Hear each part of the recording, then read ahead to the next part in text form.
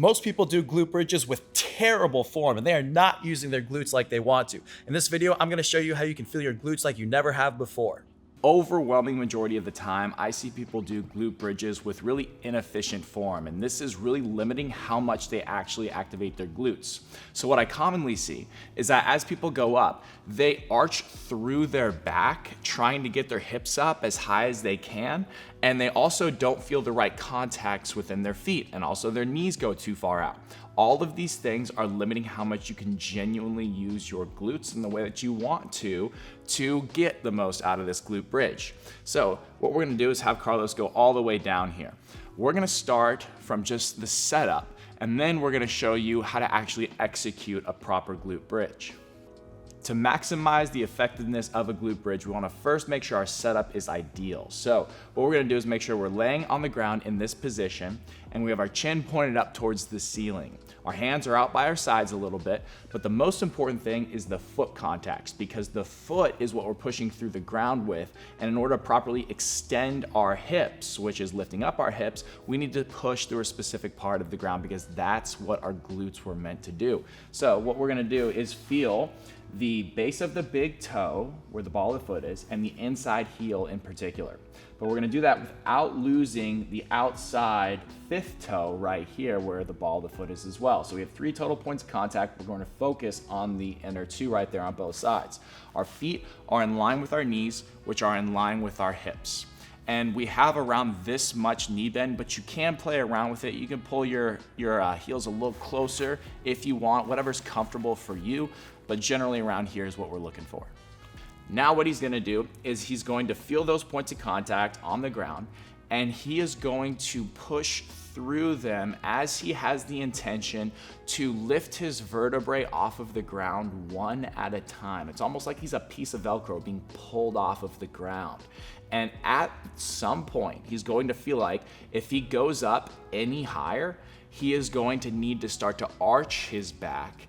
And at that point, he is using back extension rather than moving through the hips to get hip extension. Hip extension is the act of the hips lifting up towards the ceiling. So we wanna make sure we're moving through that genuine range. Now, as you go through these bridges, make sure that your knees are staying in line with your hips. So I'll have Carlos come up, being that piece of Velcro, being pulled off of the ground. And everyone's hip extension range is different.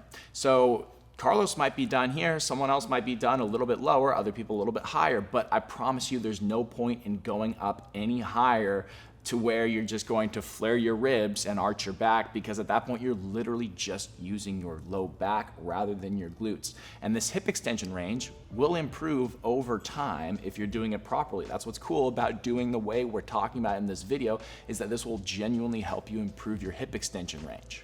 Now, a lot of people use a band around the knees to get more sensation of their glutes working and activating, but I actually don't think that that's optimal at all. And the reason is that in order for a muscle to fully contract, and the glutes attached on the backside of the pelvis, they contract it back like this, we need that muscle to come from an elongated position. So the glutes need to work to do 2 things. They need to work to pull the hips through, but also they close off the backside of the pelvis a little bit.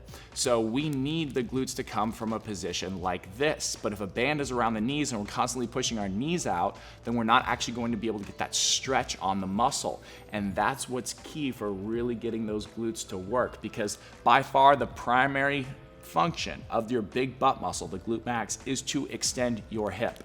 That is its main role by far. It's not to push the knees out.